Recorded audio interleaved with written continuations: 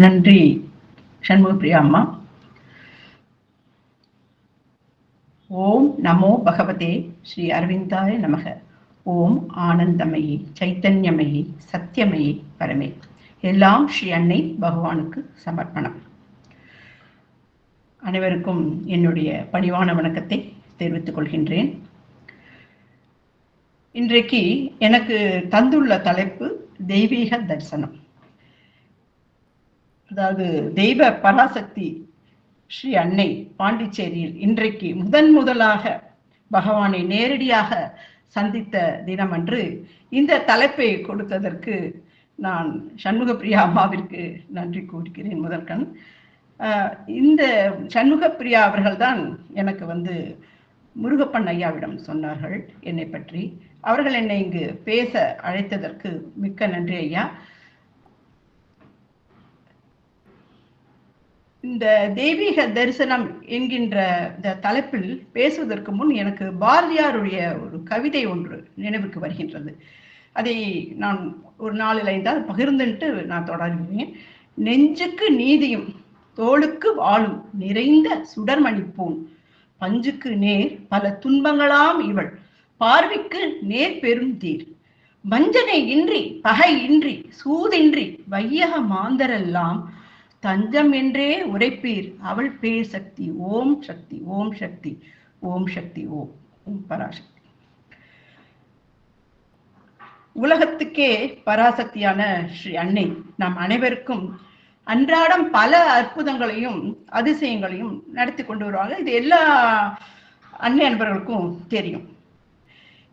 எப்படி அன்னை என் வாழ்க்கைக்குள் பிரவேசித்தாள், அதாவது என் மனதை எப்படி ஆட்கொண்டாள், அதனால் நான் பெற்ற அனுபவங்கள்லாம் என்ன என்பதை நான் உங்களிடம் பகிர்ந்துக்கிறேன். அதாவது தினந்தோறும் எனக்கு நிறைய ஒரு அற்புதங்களும் அனுபவங்களும் கிடைத்து கொண்டேதான் இருக்கு. அதெல்லாம் நாம் சொல்லுன்னா சொல்லி மாறாது. அதனால ஒரு புஸ்தகமே போடலாம். அதனால நான் ஒரு சிலவற்றை மாத்திரம், ஒரு முக்கியமான ஒரு 2 இல்ல 3 அனுபவங்களை மாத்திரம் நான் பகிர்ந்து கொள்கின்றேன். முதல்ல நான் என்னை பற்றி ஒரு சின்ன அறிமுகம். நான் ஹேமமாலினி சங்கரன். எனது கணவரது பெயர் சங்கரன். அவர் ரயில்வே துறையில் பணிபுரிந்து ஓய்வு பெற்றவர். இப்ப போன வருடம்தான் அவர் அன்னையோட மலரடியில் சேர்ந்து விட்டார். அவர் ஒரு அன்னை பக்தர். எனக்கு நிறைய விதத்தில் அன்னைக்கு நான் என்னெல்லாம் திருமணமான வந்ததுலேருந்தே நான் என்னெல்லாம் செய்யணுமோ அவர் அதை முதல்லயே எனக்கு செஞ்சு கொடுத்துருவார். நான் கேட்கவே வேண்டாம். அதாவது ஒரு என்னன்னு அவர்கிட்ட சொன்னாலே போறோம், உடனே அது அங்க அது நிறைவேறி இருக்கும். அந்த மாதிரி ஒரு மனிதர். அவர் என்னை விட்டு பிரிந்த போது கொஞ்சம் மனசு வருத்தமாக தான் இருந்தது. அதன் பிறகு எல்லாம் காலப்போக்கில் சரியாகிவிட்டது. நான் ஒரு சென்னை வாசி. பிறப்பு, வளர்ந்தது, உத்தியோகத்தில் இருந்தது, திருமணமானது எல்லாமே சென்னையில் தான். அதுவும் சென்னை மேற்கு மாம்பலம் தான். எனது தந்தை கலைமாமணி விக்கவன் எல்லாரும் கேள்விப்பட்டிருப்பீங்க. பிரபல சரித்திர கதை ஆசிரியர். அமுத சுரபி என்ற ஒரு தமிழ் மாத பத்திரிகையை நடத்தி கொண்டு வந்தார். அந்த பத்திரிகை அவரே தனிப்பட்ட முறையில் 54 வருடங்களாக அந்த பத்திரிகை நடத்தியதோடு அல்லாமல் ஆசிரியராகவும் இருந்து வந்தார். அந்த சாதனை புரிந்தது மிக அதிசயம். அப்படி நடத்தி கொண்டிருந்த அந்த பத்திரிகையில் அப்பொழுதெல்லாம் கல்கி எழுதுவார் இல்லையா, கல்கி கதை எழுதும் பொழுது அந்த சரித்திர கதையில பொன்னியின் செல்வன் என்ற ஒரு தொடர் கதை எழுதினார். அது எல்லாருக்கும் தெரியும். அந்த பிரபல பொன்னியின் செல்வன் கதையை தொடர்ந்து நந்திபுரத்து நாயகி என்ற ஒரு சரித்திர கதையை எழுதி அவர் பிரபலமானார். எனது தந்தை அகில இந்திய எழுத்தாளர் சங்க தலைவராக இருந்தார். அப்பொழுது ஒரு அறக்கட்டளை எல்லாம் நிறுவினார், எழுத்தாளர் அறக்கட்டளை என்று. அது இன்றும் இருக்கின்றது. அந்த அறக்கட்டளை மூலமாக ஒரு நலிந்த எழுத்தாளர்களுக்கெல்லாம், ரொம்ப கஷ்டப்படுறவங்களுக்கெல்லாம் உதவி செய்து வந்தார். இன்னும் அந்த அவர் பேரை சொல்லி உதவி புரிந்து வருகின்றார். இப்ப கூட போன வாரம் அவருடைய பிறந்த நாள் அன்று அவர் இருக்கும் பொழுதிலிருந்தே சிவசங்கரி அம்மா அவர்கள், எழுத்தாளர் சிவசங்கரி அம்மா அவர்கள் ஒரு விருது கொடுப்பார்கள். அதாவது சிறந்த இலக்கியவாதி என்ற ஒருவருக்கு ஒரு 10,000 ரூபாய் பரிசு கொடுத்து கொண்டு வருகின்றார். அது தொடர்ந்து கிட்டத்தட்ட ஒரு 15-20 வருஷமா நடந்துட்டு இருக்கு. போன வாரம் அது நடந்தது. அவருடைய பிறந்த நாள் வந்தது. அப்பொழுது அதுல வந்து இந்த தடவை வந்து யாருக்கு அந்த சிறந்த இலக்கியவாதி இதுன்னா நம்மளுடைய திருப்பூர் கிருஷ்ணன் ஐயா அவர்களுக்கு கிடைத்தது. நிறைய எழுத்தாளர்களுக்கெல்லாம் போட்டி வச்சு, சிறுகதை போட்டி வைத்து அதுல வந்து பரிசுகள்லாம் அறிவித்து, அதுக்கெல்லாம் வந்து சந்திரசேகர் என்ற ஒரு மேற்கு மாம்பலத்துல நிறைய வீடுகள்லாம் கட்டி கொண்டு வரார், அடுக்குமாடி வீடுகள்லாம். அந்த இவர் வந்து எங்க அப்பாவுக்கு ரொம்ப பரிச்சயம். அவர் வந்து அப்பாவோட நாவல்கள்லாம் ரொம்ப படிப்பார், அதாவது எழுத்து பிரியர். அதனால இலக்கியத்தின் மீது ரொம்ப தமிழ்ல ஆர்வம் இருந்ததுனால அவர் வந்து வருடம் அவர் காலத்திலிருந்தே, அவர் இருந்த எங்க அப்பா இருந்த காலத்திலிருந்தே நிறைய பரிசுகள் எல்லாம் கொடுத்து கொண்டு வருகிறார். கவிஞர்களுக்கெல்லாம் கார்மிகிலோன் என்பவர் பரிசுகள் அதாவது எழுத்தாளர்களுக்கு எங்க அப்பா எப்படியெல்லாம் செய்தார்களோ அதே வந்து இப்ப தொடர்ந்து செய்து கொண்டு வருகிறார்கள். இது ஏன் இதெல்லாம் நான் சொல்றேன்னு சொன்னாக்க, யானை இருந்தாலும் 1000 பொன், இறந்தாலும் 1000 பொன் என்ற பழமொழி தான் எனக்கு நினைவுறது. அதுக்கு ஏற்ப, ஏன்னா நான் எங்கு சென்றாலும் சரி, யாரை சந்தித்தாலும் சரி, என்னுடைய தனி மனித அடையாளத்தை வந்து நான் வந்து ஒரு விக்ரமனோட மகள் அப்படின்னு தான் எல்லாருமே சொன்ன உடனே எனக்கு ஒரு மதிப்பு மரியாதை கொடுப்பார்கள். அதாவது என்னுடைய அடையாளத்தை விட்டு, இப்ப நான் ஹேமமாலினா யாரு எல்லாம் கேட்பாங்க இல்லையா, ஆனா விக்ரமனின் மகள் அப்படின்னு சொன்ன உடனே இப்ப கூட அவர் மறைந்த பிறகும் எனக்கு ஒரு அங்கீகாரம் கிடைத்திருக்கின்றது. அதற்கு முதலில் இந்த மாதிரி ஒரு தந்தையை எனக்கு கொடுத்ததற்கு அன்னைக்குத்தான் நான் மிக்க நன்றி சொல்லிக்கணும். அதுக்காக தான் இதெல்லாம் நான் சொன்னேன். அப்பா வந்து பத்திரிகை நன்றா நடத்திருந்தார். ஆனா அதனால நிறைய அவார்டு வாங்கினார், பேர் கிடைச்சது, புகழ் கிடைச்சது, எல்லாம் கிடைச்சது. ஆனா அவருக்கு பாத்தீங்கன்னா வாழ்க்கையில பொருளாதார நெருக்கடி, அதாவது பண கஷ்டம், கடன் தொல்லை மிகவும் மனதை ஆட்டியது. அதனால் ரொம்ப கீழேசத்திற்கு ஆளானார். அப்பொழுது வாசவன் ஒரு எழுத்தாளர் இருந்தார். அவர் வந்து பாண்டிச்சேரி அன்னை அரவிந்தோ ஆசிரமத்திற்கு அழைத்து கொண்டு போய் சமாதி தரிசனம் செய்தார். அப்ப அது செய்ய வைத்த போது எங்க அப்பாவுக்கு அது சமாதி தரிசனம் செய்து கொண்டே இருக்கும் பொழுது அவருக்கு ஒரு பேர் அமைதி கிடைச்சுதான் மனசுல.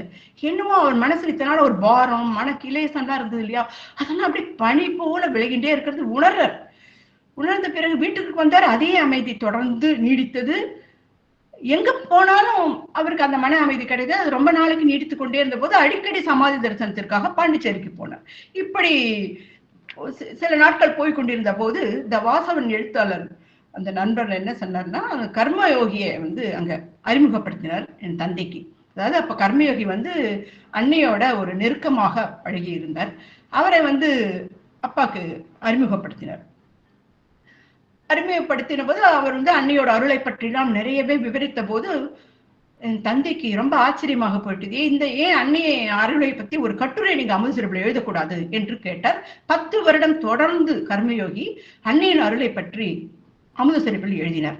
அந்த எழுதிய பொழுது நிறைய வாசகர்கள், அப்பெல்லாம் மீடியாலாம் கிடையாது, டிவி செல்போன் இப்படிலாம் கிடையாது இல்லையா, வெறும் பத்திரிகை தான். அதுவும் கையை விட்டு எண்ணலாம் தரமான பத்திரிகை, கலைமகள், அமுதசுரபி, ஆனந்த விகடன், கல்கி, இப்படி ஒரு 7-8 பத்திரிகை தான் இருக்கும். அது அமுதசுரபியும் வந்து நிறைய வாசகர்கள் இருந்தார்கள். அவர்கள்லாம் படித்து விட்டு அன்னையை பற்றி கேள்விப்பட்டவுடன் சமாதி தரிசனத்திற்கு போக ஆரம்பித்து விட்டார்கள் பாண்டிச்சேரிக்கு.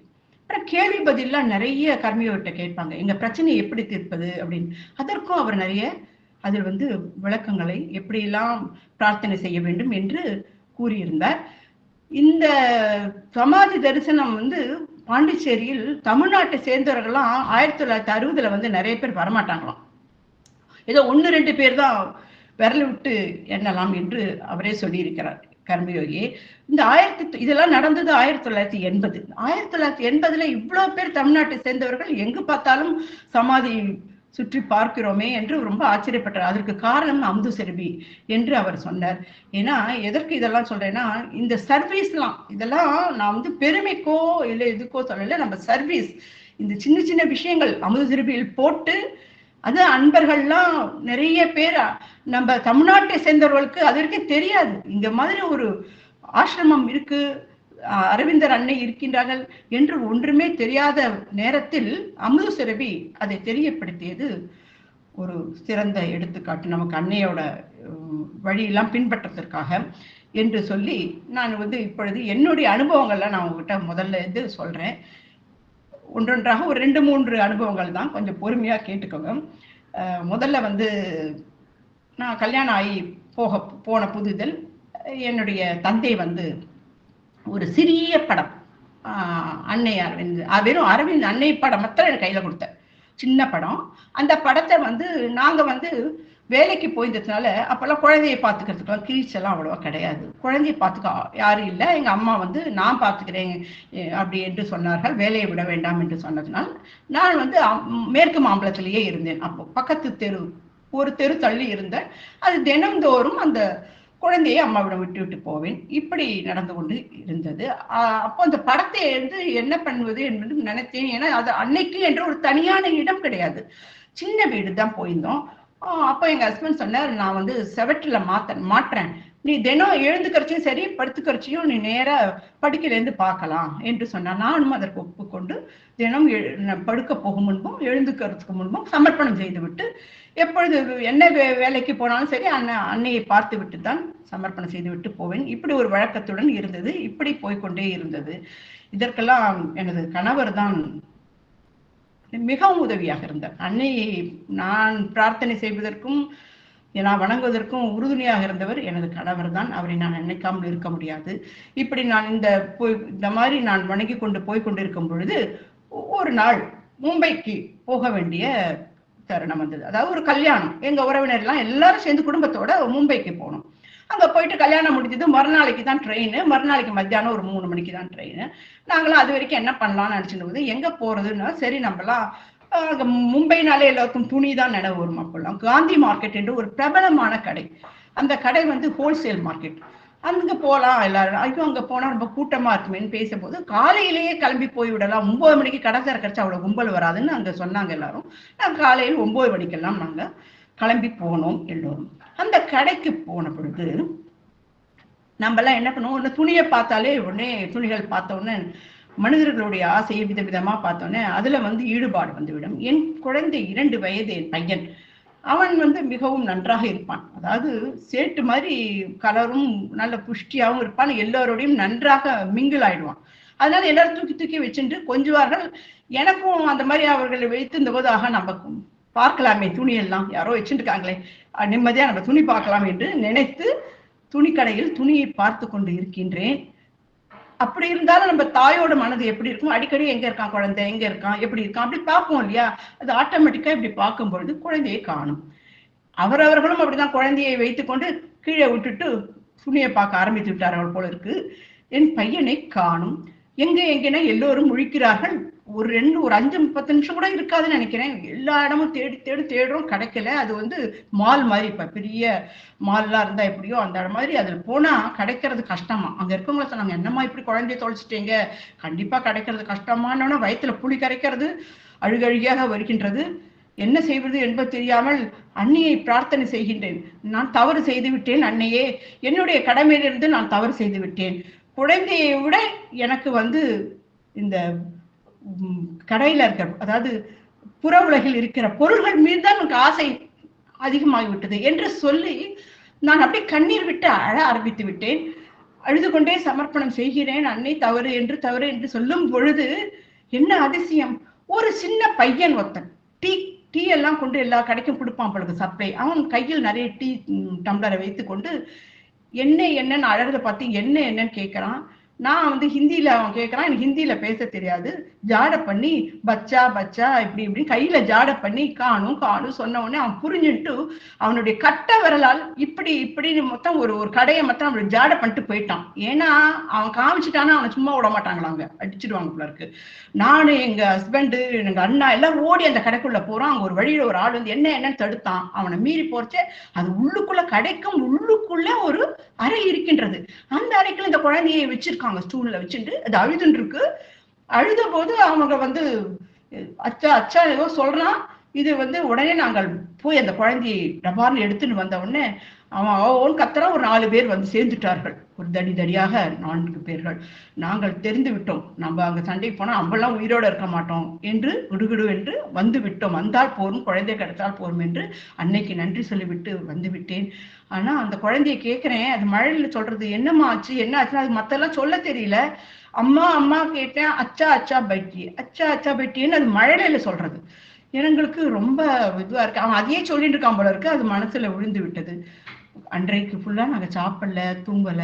எப்படியோ ட்ரெயின் ஏறி வந்தா போறோம்னு எல்லா உறவினர்களும் ஆச்சரியப்பட்டார்கள். அங்க இருக்கிறவங்க, உங்களுக்கு குழந்தை கிடைச்சதுன்றது ரொம்ப ஆச்சரியம், இங்க கிடைச்சா கிடைக்காதான். ஏன்னா கடைக்காரர்களை இந்த மாதிரி சின்ன குழந்தைய எடுத்து கொண்டு போய் வளர்த்து வியாபாரத்துக்கு வச்சுருவாங்களாம். என்ன அநியாயம் பாருங்க. எனக்கு அன்னைதான் உறுதுணையாக இருந்தார்.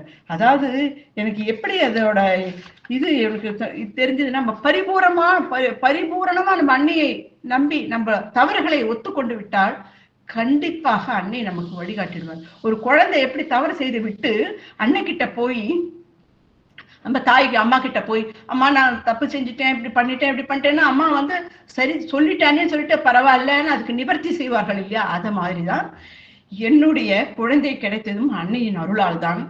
இது வந்து ஒரு சின்ன பையன் மூலமாக எனக்கு அந்த அன்னையோட தரிசனம் கிடைத்தது.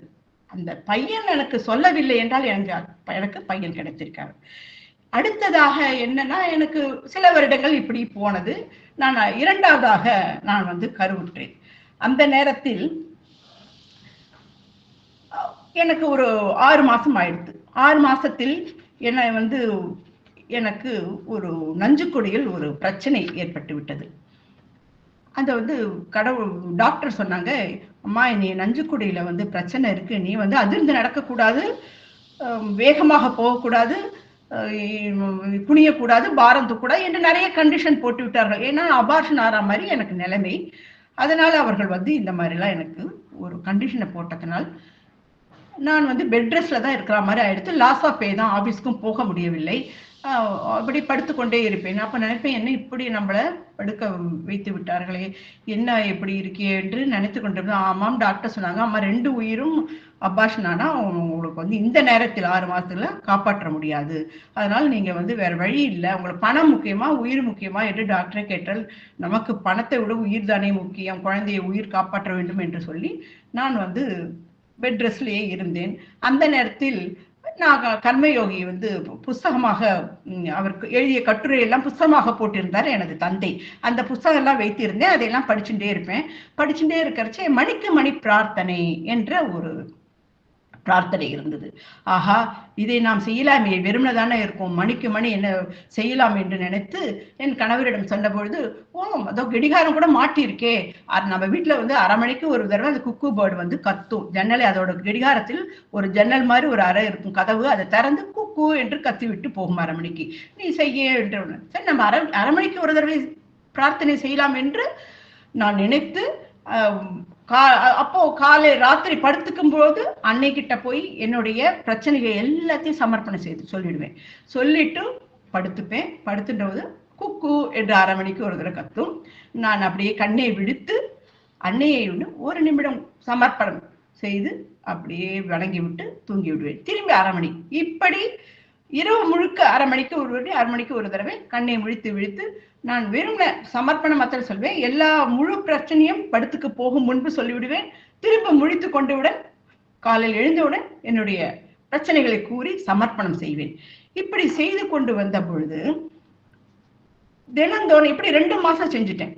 2 மாசம் 8வது மாசம் ஆயிடுத்து. 8வது மாசம் பிறக்கும் பொழுது, பிறந்து ஒரு 4-5 நாள் ஆயிருக்கும், என்னால் வந்து ஒரு மாதிரி எப்படி சொல்றதுன்னு அனீசியா இருக்கு. எனக்கு உடம்புல என்னன்னு சொல்லவே, விவரமே சொல்ல முடியல. அந்த வீக்கா இருக்கு, கால்லாம் நடுங்கிறது, எதுவுமே பிடிக்கல சாப்பிட்றதுக்கு. என் கணவர் வந்து மார்னிங்கே போயிட்டாரு. ஏன்னா அவர் ஷிஃப்ட் டியூட்டி, அவருக்கு தெரியாது இதெல்லாம் நடந்ததெல்லாம். அவர்கிட்ட நான் சொல்லவும் இல்லை. போனோம்னா அதன் பிறகு எனக்கு பனிக்குடம் உடைந்து விட்டது போல இருக்கு. எனக்கு அப்படியே நனைந்து விட்டது. வேறு ஆடை மாற்றி திரும்பி படுத்தேன். ஏன்னா எனக்கு ஒன்றும் முடியல, திரும்பி படுத்தேன். இப்படியே இருந்தது. எனது அம்மா வந்து ஒரு தெரு தள்ளி தானே இருக்காங்க. தினமே சாயங்காலம் வந்து பார்ப்பாங்க. அப்பெல்லாம் போன் வசதி கிடையாது. இப்ப மாதிரி நம்ம செல்போனோ இல்ல வேற போன் தான் டக்கு டக்குன்னு அப்பெல்லாம் போன் பண்ணவும் வசதி கிடையாது. அதனால அவங்க மாலையில் வந்தவுடனே என்னை பார்க்குறாங்க. கிழிஞ்ச நாராக நான் படுத்துக் கொண்டிருந்தேன். அதை பார்த்தவுடன் அம்மாவுக்கு அப்படியே வயிற்று கலக்கியது. உடனே அவர்கள் காரில் டாக்டரிடம், ஆழ்வார்பேட்டையில ட்ரினிட்டின்னு ஒரு ஹாஸ்பிட்டல், அந்த இடத்துக்கு அழைத்து கொண்டு போனார்கள். அந்த அந்த டாக்டர் பார்த்துட்டு, என்னம்மா அடுத்த மாதம் தானே டெலிவரி, இதற்குள் பயந்து கொண்டு அவங்களை அழைத்து கொண்டு விட்டீர்கள், நீங்க வந்து எனக்கு சொல்லலாமே, நேரம் நீங்களே மாத்திரம் சொல்லியிருக்கலாமே அப்படி இப்படின்னு. இல்லை டாக்டர், அவங்க இந்த மாதிரின்னு அவங்க விவரிச்சாங்க. பார்த்தாக்க குழந்தை வெளியில் வந்து விட்டது. ஐயோன்னு அவங்களே ஆச்சரியப்பட்டு, குழந்தை வெளியில வந்துருதுன்னு அப்படியே பத்திரமாக என்னை வந்து தியேட்டருக்கு அழைச்சிட்டு போய் எடுத்துட்டு அதை இன்குபேட்டரில் வைத்தார்கள். என்னிடம் கொடுக்கவில்லை, அண்டர் வெயிட் அது. அதனால வந்து ப்ரீமெச்சூர்டு பேபி. ஆனா எல்லா பாகமும் வளர்ந்திருந்தது, உறுப்புகள் எல்லாம். ஆனால் வெயிட் தான் போடல. அதனால இன்குபேட்டரில் வைத்து கொஞ்ச நாள் இருந்தா கூட, ஒரு வாரம் அந்த கதகதப்பில் இருந்தா கூட அந்த குழந்தைக்கு நல்லது என்று தாய்ப்பால் கூட கொடுக்கவில்லை, என்னிடம் காண்பிக்கவில்லை. தண்ணி பஞ்சுல வந்து தண்ணியை நினைச்சு உதட்டுலதான் அதுக்கு கொடுத்தார்கள். இப்படி அந்த குழந்தை வளர்ந்தது. ஒரு மாதம் நீங்க வந்து குளிப்பாட்டக்கூடாது என்று என்னிடம் கொடுத்து விட்டார்கள். அவர் தலையில கூட கிளீன் பண்ணல. நாங்க ஒரு மாதம் வந்து தாய்ப்பால் தான், வேற எதுவும் கொடுக்க கூடாது, இல்லைன்னா ஜன்னி பிறந்து உயிர் குழந்தை இருக்காதுன்னு எங்களுக்கு கவலையாக விட்டது. பத்திரமாக பார்த்து கொண்டோம். இன்ஃபெக்ஷன் ஆகாம பார்த்துக்கணுன்றதுனால நாங்க ரொம்ப பத்திரமா பார்த்துட்டு அது வெயிட் போட்டது. அதன் பிறகு நாங்கள் எல்லாம் அதை சுத்தப்படுத்தி இந்த குழந்தைக்கு, அதன் பிறகுதான் இந்த புண்ணியாவதனம் என்ற இந்த நிகழ்ச்சியை நாங்க வைத்தோம். அந்த அளவுக்கு இந்த ஒரு மாசம் நாங்க வந்து முன்னாடியே போற அந்த குழந்தையை பாதுகாப்பாக வளர்த்தோம். இதெல்லாம் அன்னையோட அருள் தான். எனக்கு வலி இல்லை, பிரசவ வலி இல்லை, எதுவுமே கிடையாது. ரொம்ப ஈஸியாக நான் அன்னையே சமர்ப்பணம் செய்ததுனால், இன்னும் நீ கஷ்டப்படாதே, ஏன்னா காலை தூக்கி வைத்துக் கொண்டு படுத்து கொண்டிருப்பேன். இந்த நஞ்சுக்குடி மேலே ஏறணும் என்னுடைய வயிறு பாரம், அதை மீறி காலை வேற நம்ம உயர்த்தி வைத்துக் கொள்ள வேண்டும். ஒரு 2 அடி உயர்த்தி வைத்திருந்தா எவ்வளவு கஷ்டம் பார்த்துக்கோங்க. ரொம்ப கஷ்டப்பட வேண்டாம் இந்த குழந்தை என்று சொல்லி முன்பே அந்த உயிரை இந்த பூமிக்கு கொடுத்து விட்டாள் அன்னை. பெண் குழந்தை, அவளே வந்து எனக்கு பிறந்த மாதிரி ஒரு அனுபவம். நான் அந்த குழந்தை இப்பொழுது MDS படித்து நன்றாக இருக்கிறாள், நாக்பூரில் இருக்கிறாள். முதல் வெளிநாட்டுல தான் இருந்தாங்க, அப்புறம் இப்ப வந்துட்டாங்க, நல்ல வசதியா இருக்காங்க. அதே மாதிரி பையனும் பைலட் ரொம்ப நன்றாக எல்லோரும் இருக்கிறார்கள். நல்ல மகிழ்ச்சியான குடும்பம், மகிழ்ச்சியாக இருந்து கொண்டு வருகின்றோம். இப்படி இருந்து கொண்டு வரும்பொழுது நான் வந்து தியான மையம் ஒன்று, எங்களுடைய பிரமிடு தியான மையம், இந்த இடையில இந்த குழந்தை பிறந்து அதன் பிறகு நாங்க வந்து அசோக் நகருக்கு மாறி போனோம். அசோக் நகருக்கு மாறி போகும் பொழுது கொஞ்சம் பெரிய இடமாக மாறி போனோம். அதுல ஒரு சின்ன அறையை அன்னைக்கு என்று ஒதுக்கி கொடுத்தார் எனது கணவர். அந்த அறை இந்த சவுண்டும் வராது, சவுண்டு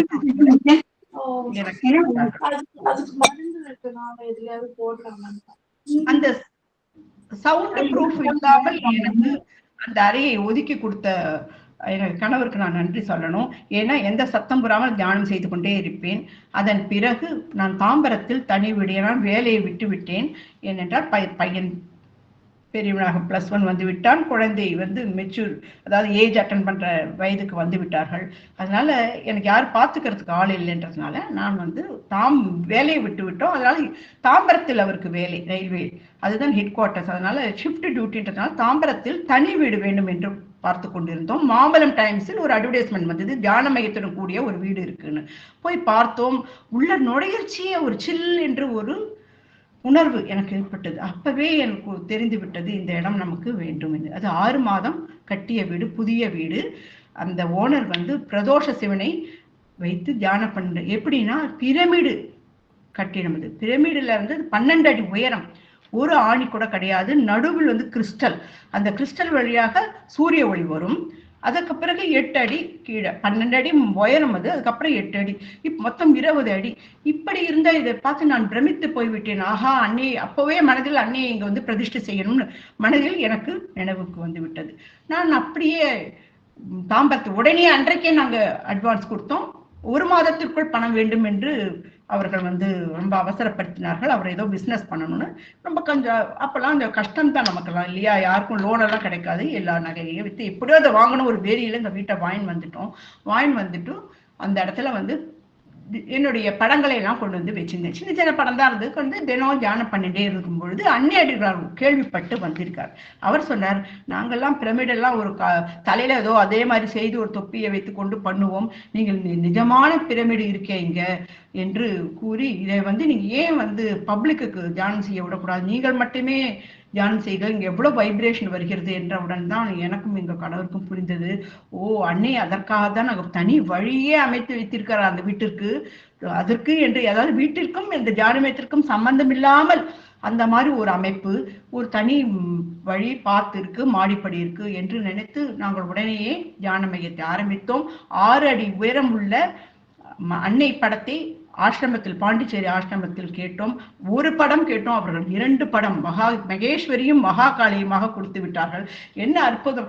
எல்லாமே நான் கேட்டபோது அவர்கள் அள்ளி அள்ளி கொடுத்து கொண்டே இருக்கார்கள். எனக்கு ரொம்ப சந்தோஷம். அரவிந்தரையும் 6 அடி எல்லாம் பெரிதாக வைத்து நடத்தி கொண்டு 10 வருடம் நான் ஆண்டு விழா நடத்தினேன். அதுல எங்க அப்பா ஒரு லிஸ்ட் போட்டு கொடுத்திருந்தார், இவர்கள்லாம் அன்னை அன்பர்கள் என்று. என்னன்னா, கிரேசி மோகன் அவரை ஆண்டு விழா கூப்பிட்டு பேச வைத்தோம். அவரெல்லாம் கிரேசி மோகன்லாம் அப்பாவுக்கு ரொம்ப சிறந்த நண்பர். அப்பா சொன்னா போறோம், உடனே வந்து விட்டார். எவ்வளவு வேலையா இருந்தாலும் அங்க நிறைய இன்றைக்கு வேலையாம் இல்ல, அப்பா சொல்லிட்டாரு, அவ்வளவு மதிப்பு. அதனால உடனே பேச வந்து விட்டார். அதே மாதிரி அடுத்த வருடம் இல கணேசனை கூப்பிட்டோம், அதற்கு அடுத்த வருஷம் திருப்பூர் கிருஷ்ணனை கூப்பிட்டோம், ஏர்வாடி ராதாகிருஷ்ணன், இப்படி பல அன்னை அன்பர்கள்லாம் பேசியிருக்கிறார்கள். அப்படி மகத்துவம் வாய்ந்த அந்த இடத்தை விட்டு எனக்கு ஒரு நேரம் பிரிய வந்து விட்டது. என்னவென்றால், என் கால் மூட்டு வலியால் நான் ரொம்ப அவஸ்தைப்பட்டேன். என் பொண்ணுக்கு திருமணம் செய்ய வேண்டும், அதனால் பல்லை கடித்துக்கொண்டு எப்படியாவது நம்ம திருமணம் செய்ய வேண்டுமே. அவள் MDS முடித்து விட்டால், ரிசல்ட் வரத்துக்குள் கல்யாணம் நிச்சயமாகிவிட்டது. கல்யாணம் செய்து கொடுத்து விட்டோம். அந்த மாதம் எனக்கு ரொம்ப முடியாமல் போய்விட்டது. கால் வளைந்து நிற்கவும் முடியல, மாடி ஏறவும் முடியல, தியான மையத்தில் போய் அமரவும் முடியல. இப்படியே ஒரு 2-3 மாசம் நான் அவசரப்பட்டு போக முடியாமல் போனது. அங்கு வர அன்பர்கள் தான் சேர்ந்து எல்லாம் புஷ்பாஞ்சலி பண்ணி கொண்டிருந்தார்கள். இப்படி இருந்தபோது டாக்டரிடம் கேட்டு கீழே விழுந்துட்டா உங்களுக்கு மூட்டில் எலும்பு வைக்க முடியாது என்று சொல்லிவிட்டார்கள். நீங்க படுத்த படுக்கையாதான் ஆகணுமா, அதனால சீக்கிரம் ஆப்ரேஷன் பண்ணுங்க என்று. உடனே எங்க ஹஸ்பண்ட் சொன்னார், வா, நமக்கு 2 பேரும் வெளிநாட்டுல இருக்காங்க, யாரும் இல்லை, பையன் பொண்ணெல்லாம், நம்ம இங்க கோயம்புத்தூர்ல கங்கா ஹாஸ்பிட்டல்ன்றது தி பெஸ்ட் ஹாஸ்பிட்டல் தி ஏஷியான்னு கேள்விப்பட்டிருக்கேன், அதனால நீ அந்த மூட்டு அறுவை சிகிச்சைக்கு அங்கதான் நீ வரணும்னு சொல்லிட்டு என்ன எனக்கும் சாப்பாட்டு இருக்கா, கஷ்டம் இல்லாம இருக்கணும்னு சொல்லி நான் ஒரு இடம் பார்த்திருக்கேன், வான்னு சொல்லி ஒரு சீனியர் சிட்டிசன் இடத்துல என்னை கொண்டு போய் உட்கார வச்சு அவரும் உட்கார்ந்தார். அதுல ஒரு அறையில் நான் அழுதேன். இந்த படத்தை எல்லாம் நான் வச்சேன், தியான மையத்தை பறித்து கொண்டு போறேன். இல்லை, உனக்கு அன்னை தானே வேணும் முக்கியம் என்று எங்க கணவர் பிறகு நம்ம திரும்பி சரிப்படுத்தி கொண்டு வைக்கலாம் வா அப்படி என்று அந்த படத்தை எல்லாம் கொண்டு ஒரு ரூமில் கொண்டு போய் வைத்து அவரே தன் கையால், ஏன்னா எனக்கு அந்த மாதமே ஆபரேஷன் ஆகி நடக்க முடியாமல் படுத்து படுக்கையில் இருந்தேன். அந்த நேரத்தில் எனது கணவர் தினந்தோறும் புஷ்பாஞ்சலி வைப்பார். வீட்டு தோட்டத்தில் இருந்தே அழகாக பூக்களை பறித்து கடையில் வாங்கி தினமும் பண்ணி கொண்டு 5 வருடம் புஷ்பாஞ்சலி வைத்து ப்ரே பண்ணி கொண்டிருந்தார். அன்றைக்கு ஒரு 2 நாட்கள் 3 நாட்கள் இருக்கும் அவருக்கு மூச்சு திணறல். முதல்ல ஒரு நாளைக்கு மூச்சு ஏதோ பிடித்ததுன்றாரு, அப்புறம் மூச்சு திணறல் ஜாஸ்தி ஆகிவிட்டது. பிறகு ஹாஸ்பிட்டலுக்கு அழைச்சிட்டு போனால் லங்ஸ்ல ஃப்ளூயிட் சேர்ந்திருக்கு, ரொம்ப இன்ஃபெக்ஷன் ஆயிருக்கு, பின்னாடி ஸ்பைன் வரைக்கும் MRI எடுப்பதற்காக போனோம். அந்த போகும்பொழுது கூட காலையில் புஷ்பாஞ்சலி வைத்தார் எனது கணவர். அதன் பிறகு காணிக்கையை வைத்து விட்டு MRIக்கு போகும்போது படத்துக்கிட்ட காணிக்கையை வைத்து விட்டு வணங்கி விட்டு சிறிது நேரம் கண்ணை மூடி வணங்கி விட்டு அங்க MRI எடுத்து ஈவினிங் போனோம். 7 மணிக்கு வீட்டுக்கு வந்தோம்.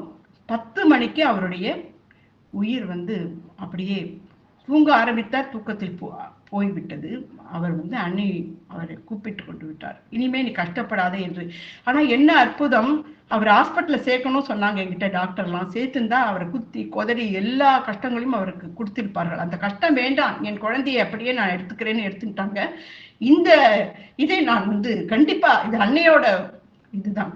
இல்லாட்டில் எப்படி இருந்தாலும் அவருக்கு பிரச்சனைகள் இருந்துட்டு இருக்கும். அவர் வாழ்க்கையில் அவஸ்தைப்பட்டிருக்கார். அந்த கர்மாவை நாம் அன்னையிடம் போய்விட்டோம்னா, அந்த கர்மா எனக்கும் அப்படித்தான். நான் அழ ஆரம்பித்துட்டேன் இல்லையா, அந்த மூட்டு தியான மையம் போய்விட்டது, எனக்கு ஒவ்வொன்றாக பறித்து கொண்டே போகிறார் அன்னை என்று நினைத்து கொண்டே இருக்கிறேன். ஆனா காரியம் இல்லாமல் எதுக்குமே காரணம் இல்லாமல் எந்த காரியமுமே அவர்கள் அன்னை வந்து கொடுக்கவே மாட்டார்கள் இல்லையா. நான் வந்து இங்க கோயம்புத்தூர் போன உடனே மறுநாளே எனக்கு சின்மயா மிஷனிலிருந்து ஒரு ஆசிரியர், ஆத்மாவை பற்றி அங்கு பயின்ற ஆசிரியர் எல்லாம் எனக்கு ஆத்ம ஞானத்தை கொடுத்தார்கள். தத்துவ போதத்திலிருந்து எடுத்து எல்லா பிரகடன கிரந்தம் உபநிஷம் எல்லாம் சொல்லி கொடுத்து கொண்டு இன்றும் வருகிறார்கள். எனக்கு அதனால் எனக்கு சாவித்திரியை புரிய ஆரம்பிக்காத வரிகள்லாம் புரிய ஆரம்பித்தது. அதற்கு தான் அன்னை என்னை இங்கு கொண்டு வந்து காலையும் என் கர்மாவினால் நான் கண்டிப்பாக என் விதிப்படி இந்த பூமியில் பிறந்தவுடன் நான் அனுபவித்துத்தான் ஆக வேண்டும். அது இறைவனே மாற்ற முடியாது. இருந்தாலும் அன்னையிடம் வந்துவிட்டால் அதை தவிடுபடியாக்கி விடுவார்கள். அதை அந்த கர்மாவை எப்படி நாம் அனுபவிப்பது ரொம்ப எளிமையாக ஆக்கி விடுவார்கள். அப்படிதான் என்னை ஆக்கி விட்டார்கள் என்று நான் நினைத்து ரொம்ப நன்றி கூறி எனக்கு அந்த சாவித்திரியை புரிய வச்சு அங்க உட்கார்ந்து எனக்கு வந்து மற்ற சர்வீஸ் எல்லாம் செய்ய வைத்தார்கள், எழுத வைத்தார்கள். பத்திரிகை எல்லாம் சாவித்திரி சுருக்கத்தை எழுத வைத்தார்கள்.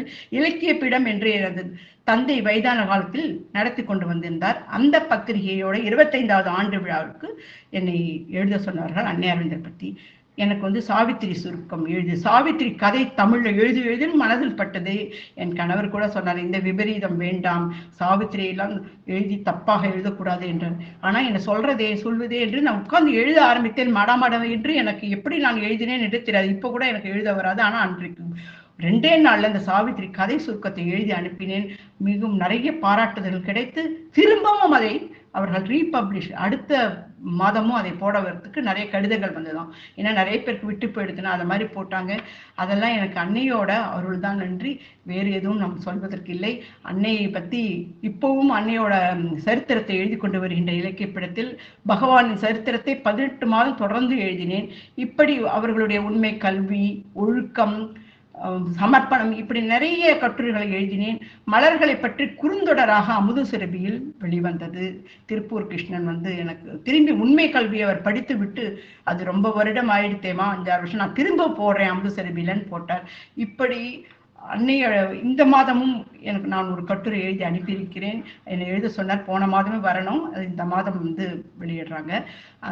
எனக்கு வந்து இப்படி அன்னை வந்து அதன் பிறகு நான் என் கணவர் இறந்த பிறகு இந்த படத்தை எல்லாம் நான் எப்படி வச்சுப்பேன், என்ன பண்ணுவேன், காலம் சரியில்லையே என்று ரொம்ப மன வருத்தத்தில் இருந்த போது அந்த காரியம் முடிவதற்குள்ளே, அந்த 10 நாள் காரியம் முடிவதற்குள்ளே என் மனதிற்குள் தியானம் செய்யும் போதுல குரோம்பேட்டை என்று ஒரு மனதில் உதித்து கொண்டே இருந்தது. என்ன அது குரோம்பேட்டை என்று நான் நினைத்து கொண்டே இருந்தேன்.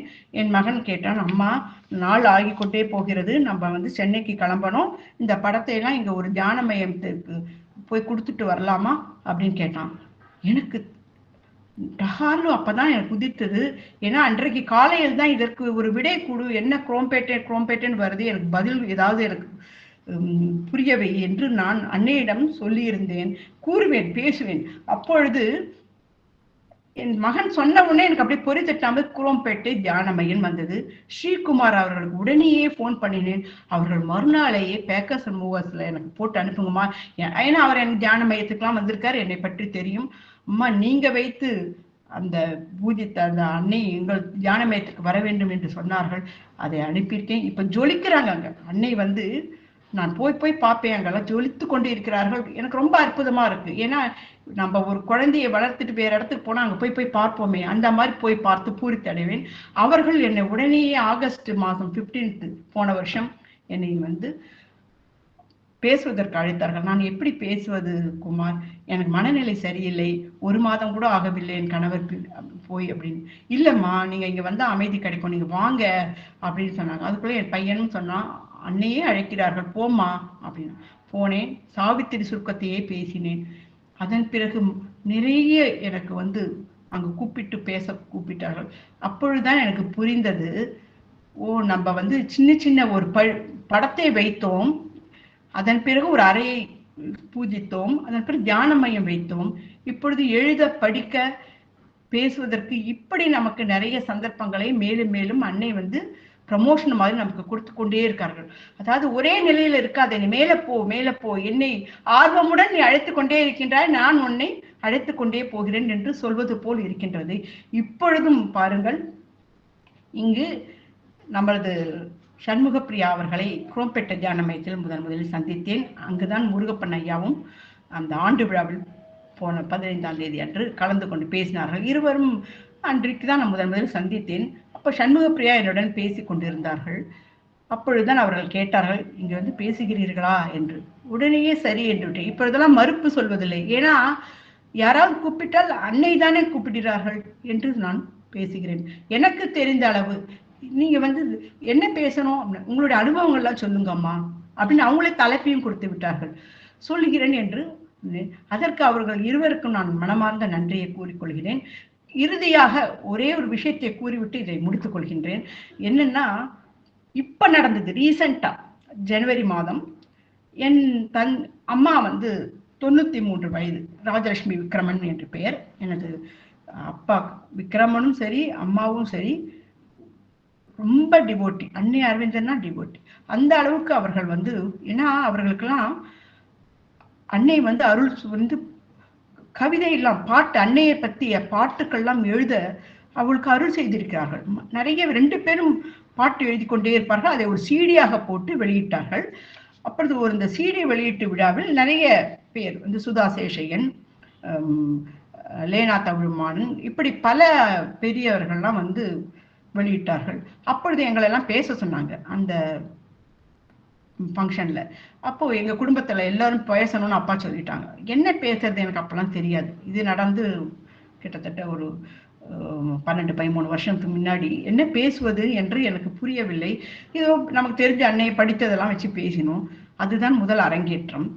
அந்த வந்து அன்னை வந்து அந்த பாட்டெல்லாம் எழுதினாங்களே அம்மா, எதுக்கு சொல்றேன்னா, இந்த 93 வயசு ஆன அந்த அம்மா தன்னுடைய வேலைகளை தானே செய்து கொண்டு வருவார்கள். யாருமே டிபெண்ட் பண்ணல கடைசி வரைக்கும். வாக்கிங் ஸ்டிக் கடைசி ஒரு 8 மாசம் தான் வாக்கிங் ஸ்டிக் கூட வச்சிருந்தாங்க. அவர்களே நடந்து போறவர்கள், அவர்களே பாத்ரூம் போவார்கள், அவர்களே குளிப்பார்கள், சமைப்பார்கள், காஃபி போடுவார்கள், எல்லாம். நான் போனா எனக்கும் சேர்த்து எல்லாம் செய்வார்கள். என்ன இப்ப நான் சொல்லி, அம்மா உனக்கு நான் செய்யணும், நான் உனக்கு சர்வீஸ் செய்யாம போயிட்டேன், குழந்தையெல்லாம் பார்த்துட்டேன், நான் உனக்கு வந்து செய்யணும்னு நான் அன்னைக்கிட்ட கூட நான் பிரார்த்தனை பண்ணேன். அதுக்குதான் என்னை கொண்டு விட்டுருக்காங்க போல இருக்கு, நான் வருகிறேன். மாசம் போய் 2 வருடமாக அவர்களுக்கு போய் 1 வாரம் இல்லை 10 நாள் இருந்து அவர்களுக்கு தொண்டு செஞ்சுட்டு வருவேன், உதவியெல்லாம் செஞ்சுட்டு வந்திருந்தேன். இப்ப கடைசியில ஒரு ஜனவரி மாதம் கீழே விழுந்து அடிபட்டுட்டாங்க. அடிபட்டுன்றதுல அவங்களுக்கு வந்து நினைவு தப்பி போய்விட்டது, சோடியம் கம்மியாகிவிட்டது. திடீரென்றே நல்ல நினைவு இருக்கும், திடீரென்றே என்னை யாரென்றே தெரியாது. நான் அருகிலேயே இருந்தேன், 15 நாட்கள் அருகிலேயே இருந்தேன்.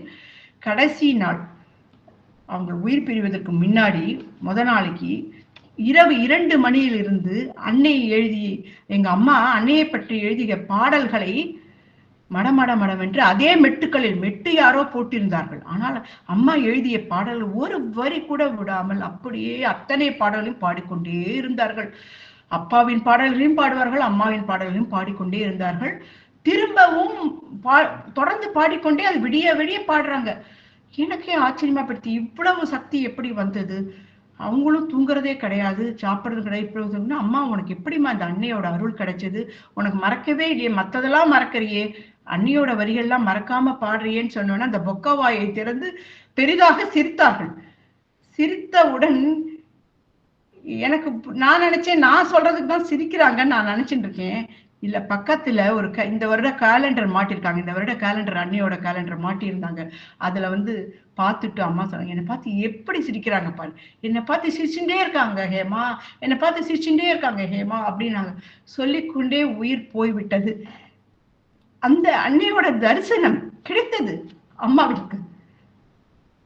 அது வந்து நான் உணர்வு பூர்வமாக அங்க இருந்ததுனால எனக்கு தெரியும். அருகிலேயே இருந்தேன், நானும் என் தம்பி மட்டும்தான் இருந்தோம். அன்னையை சிரித்தது, அவர்கள் சொன்ன விதம் என்னை அப்படியே அந்த உணர்ச்சி ஆட்கொண்டது. ஆஹா, என்ன தரிசனம்! இதுதான் தெய்வ தரிசனம்.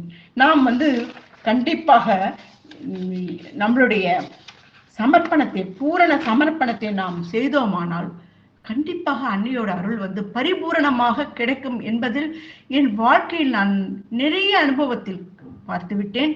தினந்தோறும் நடந்து கொண்டிருக்கின்றது. இதில் 1-2 அனுபவத்தை தான் சொன்னேன். உங்களுக்கெல்லாம் பொறுமையோடு நீங்கள் என்னுடைய அனுபவத்தை கேட்டதற்கு மிக்க நன்றி. முருகப்பன் ஐயாவிற்கும் சண்முகப்பிரியா அம்மாவிற்கும் மிக்க நன்றி.